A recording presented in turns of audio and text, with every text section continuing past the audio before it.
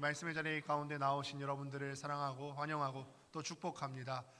오늘 시간에는 너희도 나와 같이 되기를 이라는 제목으로 하나님 말씀 증거하도록 하겠습니다. 미국 샌프란시스코라고 하는 도시 인근에 레드우드라고 하는 공원이 하나 있다고 합니다.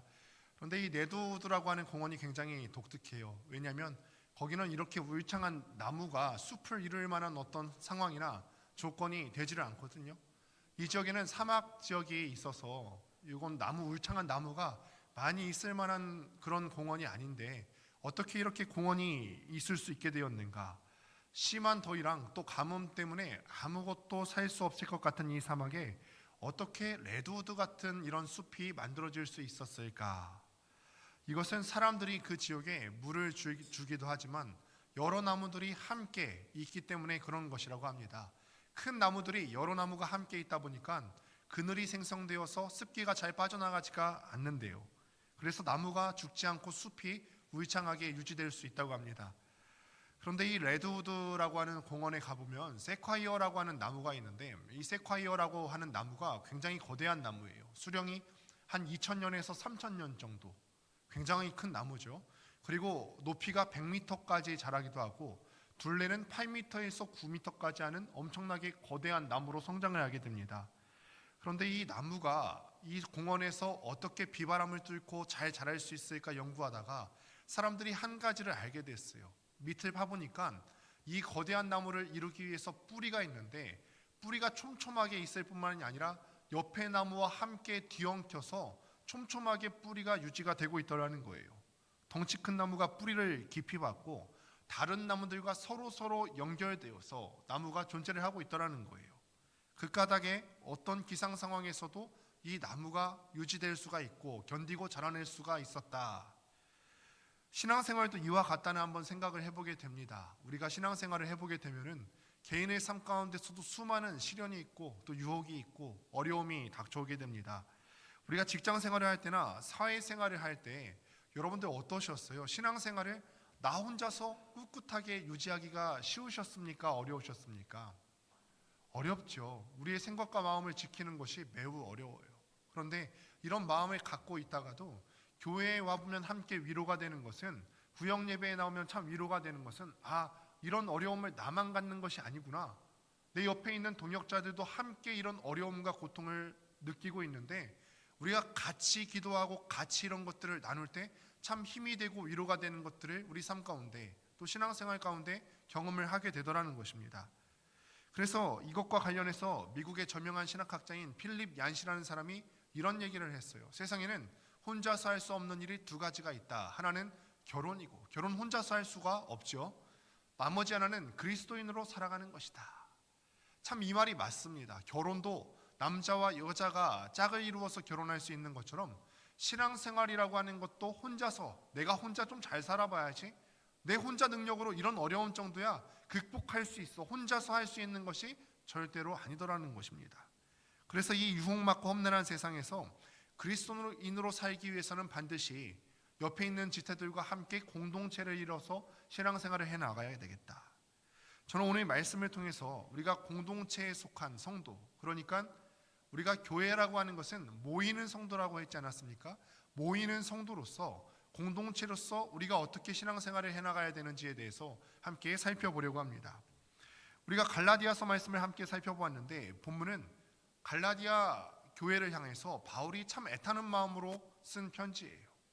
바울이 갈라디아 교회를 개척하고 난 다음에 갈라디아 교회가 참 안타깝게도 거짓 교사들이 갈라디아 교회에 들어와서 교회가 분열되고 어려움이 생기게 되었어요. 바울 입장에서 보면 참 안타깝죠. 자기의 모든 헌신과 노력으로 피와 땀과 눈물을 쏟아서 갈라디아 교회를 세웠는데 떠나고 나서 보니까 갈라디아 교회가 참 어려움이 닥쳤다는 소문을 들을 때 바울의 마음이 편하지 않았을 겁니다. 그래서 이 복음의 기초에 견고하게 서 있던 사람들이 지금은 거짓 교사들이 들어와서 허례의식에 사로잡혀 있었고 또 형식적인 것에 이 교회가 집착하고 있었다. 그래서 10절 11절을 보니까 너희가 날과 달과 절기와 해를 삼가 지키니 내가 너희를 위해서 수고한 것이 헛될까 두려워하노라. 바울이 이런 것들이 참 두려웠다는 거예요. 예수 그리스도의 그 복음 중심을 붙들고 그것만 진리를 딱 붙들고 나아가야 되는데 허례의식 같은 거, 날과 달과 절기와 우리가 이런 것들이 참 소중하죠. 절기를 지키는 것이 참 소중한 것입니다만 어떤 의미를 되새기지 않고 형식적인 것에 집착한다면 안에 있었던 복음의 본질 이런 것들을 기억하기가 어렵게 될 수 있다는 거예요. 그래서 바울이 걱정하는 마음으로 담아서 질책하면서 갈라디아 교인들을 구중합니다. 그러면서 이렇게 이야기하는데 함께 본문 12절 말씀을 읽어보도록 하겠습니다. 시작. 형제들아 내가 너희와 같이 되었은즉 너희도 나와 같이 되기를 구하노라. 너희가 내게 해롭게 하지 아니하였느니라. 아멘. 바울이 갈라디아 교인들에게 얘기하기를 너희가 나와 같이 되기를 원하노라 라고 말씀을 합니다. 구체적으로 바울의 어떤 점을 담기를 원했을까? 사도행전 9장에서 보면은 바울이 예수 그리스도를 만나서 전적으로 회심하는 장면이 기록되어 있습니다. 바울이 참 회심하고 나서 그 삶이 전과 후가 확 달라지게 됐었죠. 그 전에는 예수 그리스도를 믿던 사람들을 잡아가두고 때리고 핍박하고 죽이는 그런 역할을 감당했어요. 심지어는 멀리 도망친 그리스도인들을 잡아가기 위해서 대제사장으로부터 공문을 받아서, 그러니까 너는 예수 그리스도를 잡아가둘 수 있는 권리가 있는 사람이야, 그 공문을 받아서 다메섹으로 가는 중이었어요. 그런데 그 도상에서 예수 그리스도를 만나서 바울이 변화되게 되었죠.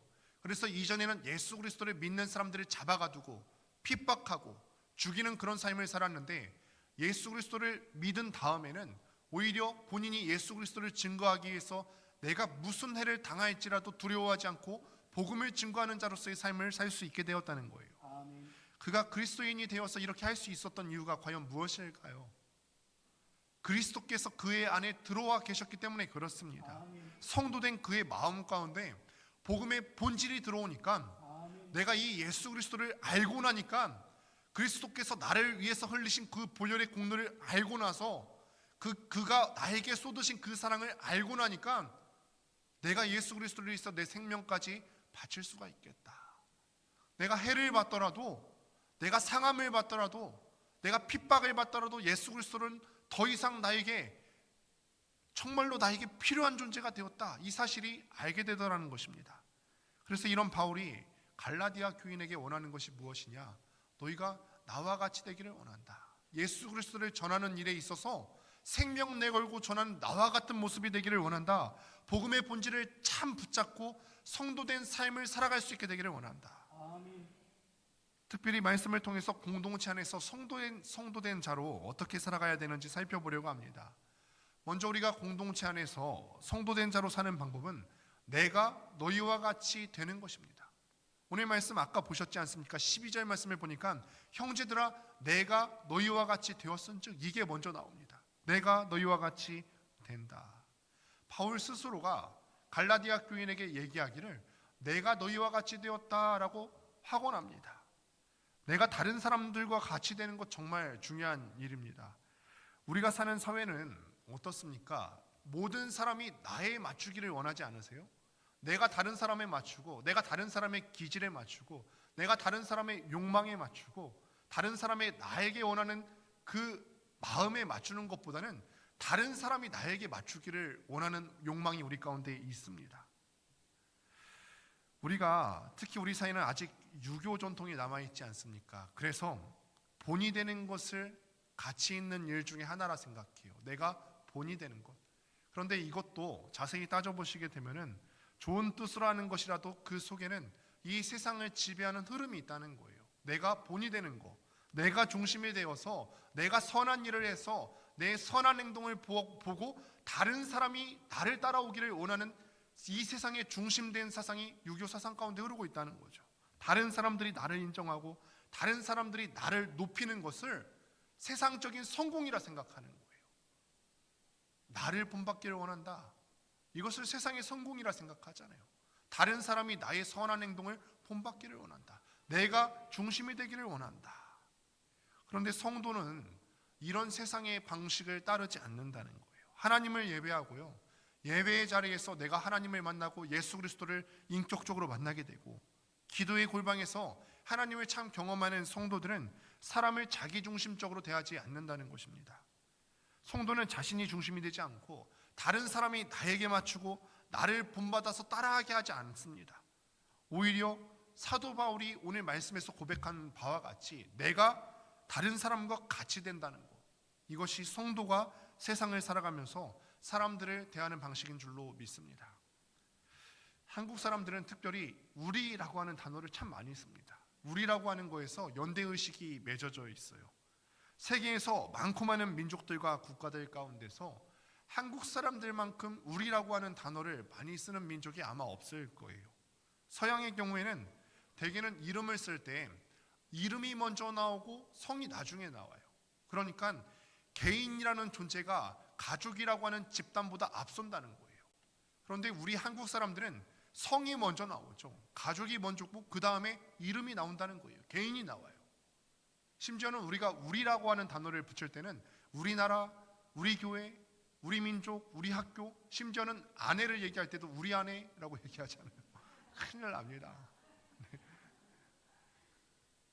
자신을 소개할 때도요, 외국 사람들은요 자기 이름 먼저 말해요. 내 이름 먼저 말하고 내가 어디 소속인지, 어디 학교를 다니는지, 어디 직장을 다니는지. 한국 사람들은 다르게 얘기해요. 직장을 먼저 얘기하거든요. 나는 삼성을 다니는, LG를 다니는, 큰 기업을 다니는, 내세울 만한 어떤 집단을 얘기한 후에 내가 거기 소속입니다 라고 얘기해요. 물론 이런 우리 정신이 바로 공동체의 정신이어서 좋은 점도 있습니다.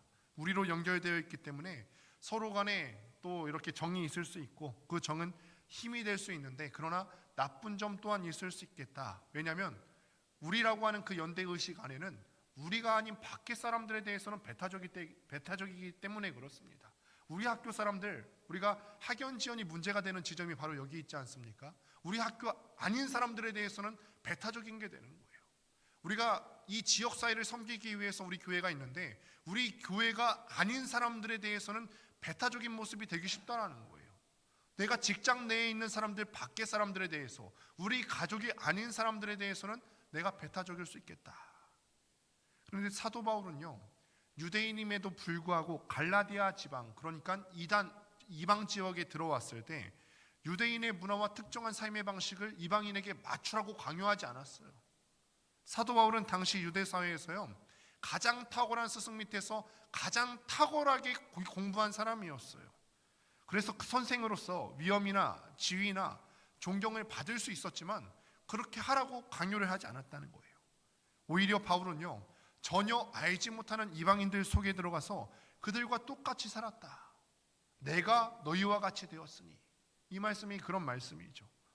오직 복음에 관심이 있다는 거예요. 이방인인 갈라디아 사람들이 누릴 어떤 영혼의 복지와 그들이 궁극적으로 누리게 되는 영생 복락을 위해서 내가 너희와 같이 되기를 원한다. 우리가 선교를 나갈 때도 사실은 이런 정신이 우리에게 들어있어야 되는 거죠. 우리가 선진국이고 내가 잘 사는 사람이고 내가 너희를 도와주기 위해서 왔으니까 너희가 나한테 맞춰야 돼, 이거 아니고 우리가 그들에게 맞추는 거죠. 선교지에 갔을 때 이 사람들의 생각에 맞추고 이 사람들의 사고에 맞추고 복음 정신을 제외한 나머지 것들을 그 사람 수준에 맞춰서 우리가 들어가는 것이 우리의 선교인 줄로 믿습니다. 전도할 때도 그렇죠. 전도할 때도 너는 예수를 믿을 때 이런 것들을 나에게 맞춰야 돼, 교회에 왔을 때는 이런 거 따라야 돼, 저런 거 따라야 돼, 이런 룰을 지켜야 돼. 그러나 초신자일 때는 우리가 그들에 맞춰야 되죠. 전도할 때 우리가 그들의 상황에 맞추고 그들의 시간에 맞추고. 이것이 주님을 예배하는 성도가 공동체 안에서 살아가는 방식인 줄로 믿습니다. 두 번째로 공동체 안에서 성도된 자로 사는 방법은 옆에 있는 지체를 하나님의 천사와 같이, 그리스도 예수와 같이 존귀하게 여기는 것입니다. 옆에 있는 분들 한번 보십시오. 천사 같습니까? 네. 좋으시겠습니다. 사도 바울은 원래 갈라디아 지역에 가려고 한 게 아니에요. 바울은 원래 전도 여행을 쭉 다니다가 병이 들었어요. 그 육체 가운데 병이 들었습니다. 몸이 약해지고 아파서 전도 여행을 이곳저곳으로 다니려고 했는데 몸을 치료하기 위해서 갈라디아 지방에 가게 된 것입니다. 그때 갈라디아 사람들이 바울을 어떻게 맞이하냐면 14절 말씀을 같이 한번 읽어보겠습니다. 시작. 너희를 시험하는 것이 내 육체에 있으되 이것을 너희가 업신여기지도 아니하며 버리지도 아니하고 오직 나를 하나님의 천사와 같이 또는 그리스도 예수와 같이 영접하였도다. 아멘. 바울이 무슨 병에 걸렸는지는 우리가 정확히 알 수 없습니다. 그런데 오늘 말씀을 통해서 알 수 있죠. 너희를 시험하는 것이 내 육체에 있으되. 우리가 두 가지는 확실하게 알 수 있어요. 뭐냐면 바울이 걸렸던 질병은 정확하게 무슨 질병인지 알 수 없지만 그것이 다른 사람들이 눈으로 봤을 때 가시적으로 명확하게 드러났다는 거. 이게 첫 번째고, 그리고 바울이 오늘 말씀에서 본 것처럼 가시적으로 드러났을 때 사람들이 떠날 수도 있을 만큼 심각한 질병이었다. 뭐 징그러운 것이었던지 아니면 전염성이 있는 질병이었던지 무엇이든지 간에 그 가시적으로 발견된 질병으로 인해서 성도들이 떠나갈 수도 있는 그런 상황이었다. 그러나 14절을 보면은 갈라디아 사람들이 처음에, 그러니까 갈라디아 사람들이 변절되기 전에 건강한 공동체일 때 바울을 대하기를 어떻게 대하느냐면 업신여기지도 아니하고 버리지도 아니하였다, 이렇게 기록해요. 버리지도 않았다. 버리다라고 하는 말을 문자 그대로 번역하게 되면은 침을 뱉어서 경멸하다. 바울이 어떤 병증을 보였을 때 갈라디아 성도는 충분히 그럴 수 있었다는 거예요. 떠날 수도 있었고요, 침을 뱉어서 경멸할 수도 있는 가시적으로 드러나는 어떤 병이 있었는데 그런 상황에도 불구하고 갈라디아 사람들이 그렇게 하지 않았다는 거예요. 오히려 하나님의 천사와 같이 대했다. 그리스도 예수와 같이 이 바울을 영접하고 환영했다. 심지어 15절 말씀을 보니까 너희가 할 수 있었더라면 눈까지도 빼어서 나에게 줬을 것이다. 바울이 갈라디아 사람들에 대해서 그렇게 증언하는 거예요. 여러분 어떠세요? 눈 빼서 저 주실 수 있으세요? 그냥 그렇게 하라고 안 할 테니까 대답이라도 하실 수 있었을 텐데 참 솔직하십니다. 이것이 공동체 안에서 지체가 성도를 대하는 두 번째 태도예요. 우리가 공동체 안에 있으면서 내 옆에 있는 지체들에 대해서 항상 좋은 마음만 있을 수는 없습니다. 때로는 생각이 다르고 마음이 다르고 저 사람이 하는 행동이 이해가 되지 않을 때가 참 많이 있습니다. 그런데 우리가 내 지체의 연약함이 보일 때, 그것이 내 눈에 가시적으로 보였을 때, 바울의 약함이 가시적으로 보였을 때 갈라디아 사람들이 떠나지 않은 것을 기억하십시오. 마찬가지로 우리가 이 말씀을 받을 때 내 지체에 있는 연약함이 내 눈에 가시적으로 보였을 때 나는 어떻게 행동하고 있는가? 내가 이것을 정말 가시처럼 여겨서 저 사람을 멀리하고 있지는 않은가? 저 사람은 가까이 하면 안 되는 존재야. 저 사람은 친해져서는 안 되는 존재야. 공동체 내에 우리 모두가 참 흠이 많고 연약한 지체들입니다. 갈라디아 교인들이 바울을 하나님의 천사와 같이, 그리고 그리스도 예수와 같이 받아준 것처럼 우리도 우리 지체를 받아주지 않고 하나된 공동체를 힘써 지킬 수 없다면 우리가 교회의 강한 힘을 발휘할 수가 없을 거예요. 그러나 우리가 서로의 약함에도 불구하고 그리스도 지체와 같이, 하나님의 천사와 같이 지체를 받아주고 용납하고 이런 사람들을 사랑으로 품어줄 수만 있다면 우리는 이 세상에서 넉넉하게 승리하며 살아갈 수 있는 공동체로 살아갈 수 있는 줄을 믿습니다. 마지막으로 공동체 안에서 성도된 자로 사는 방법은 사랑을 실천하는 것입니다. 19절 말씀을 다시 한번 보도록 하겠습니다. 시작. 나의 자녀들아, 너희 속에 그리스도의 형상을 이루기까지 다시 너희를 위하여 해산하는 수고를 하노니. 아멘. 갈라디아 교인들에게 문제가 생겼다고 했죠. 거짓 교사들이 들어와서 갈라디아 교회가 서로 분열되고 거짓 가르침에 꿰매 빠졌어요. 이때 바울의 심정이 어땠을까요? 피땀 흘려서 세운 교회잖아요. 자기 생명 걸고 세운 교회인데 거짓 교사들의 꿰매 빠져서 넘어갔어요.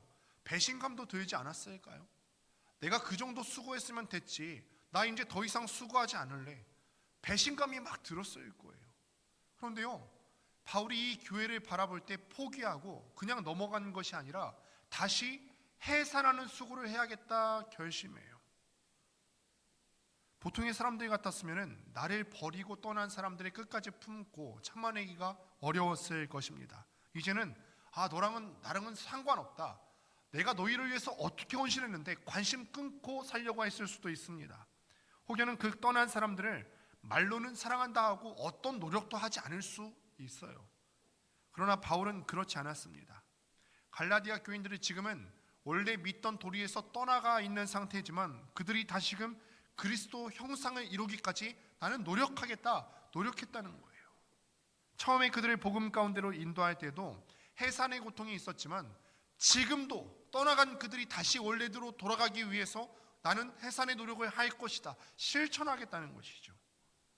사랑은 말로만 하는 것이 아닌 줄로 믿습니다.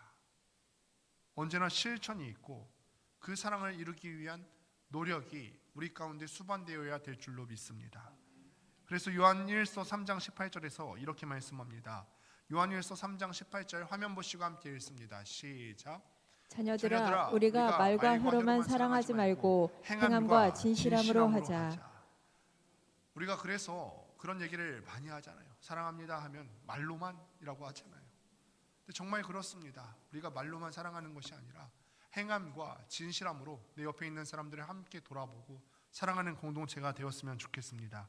사랑의 실천에 대해서 세계의 가가와라고 불리우는 가가와 도요이코라고 하는 목사님이 남긴 말이 있는데 사랑에 관해서 이런 유명한 말을 남겼어요. 사랑이란 남의 실패나 실수에 뒤치다거리를 하는 것이다.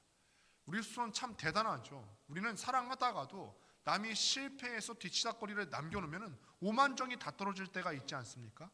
그런데 가가와라고 하는 목사님이 사랑에 대해서 이렇게 얘기하는 거예요. 사랑은 다른 사람들이 실패했거나 아니면 뒤치다거리를 남겼을 때 그 뒤치다거리를 하는 게 사랑이다. 실천하는 게 사랑이다. 사랑하는 성도 여러분, 우리가 정말 사랑의 실천을 나누는 우리가 되었으면 좋겠습니다.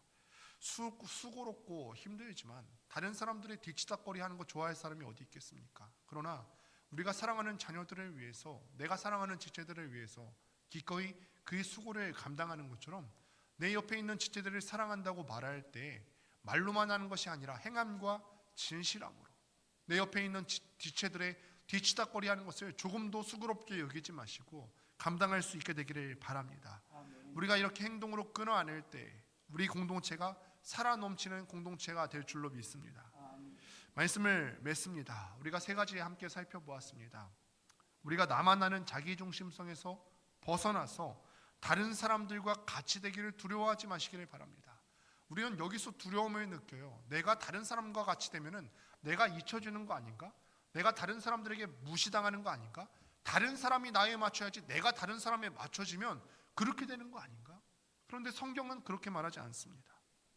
또 내 옆에 있는 지체의 연약함을 바라볼 때 경멸하거나 침을 뱉어서 버리는 것이 아니라 그럴수록 내 옆에 있는 지체들을 하나님의 천사와 같이 그리스도 예수와 같이 존귀하게 여길 수 있게 되기를 바랍니다.